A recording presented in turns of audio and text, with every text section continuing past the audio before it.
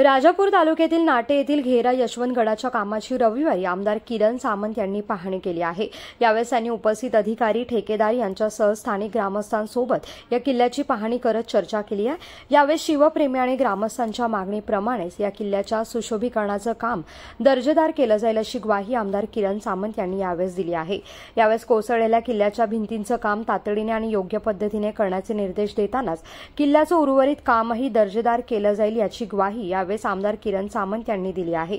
या किल्ल्याच्या एकूणच कामकाजावरती नियंत्रण ठेवण्यासाठी तहसीलदार यांच्या अध्यक्षतेखाली एक समिती गठीत करण्यात आली असून या समितीच्या मार्गदर्शनाखाली भविष्यात यात हे काम पूर्ण व्हायला जाईल असंही आमदार सामंत यांनी या ठिकाणी नमूद केलं आहे। कोकणासह परिसरातील ताज्या घडामोडींसाठी सागर डिजिटलला सबस्क्राइब करा आणि नोटिफिकेशनसाठी बेल आयकॉनवर प्रेस करा।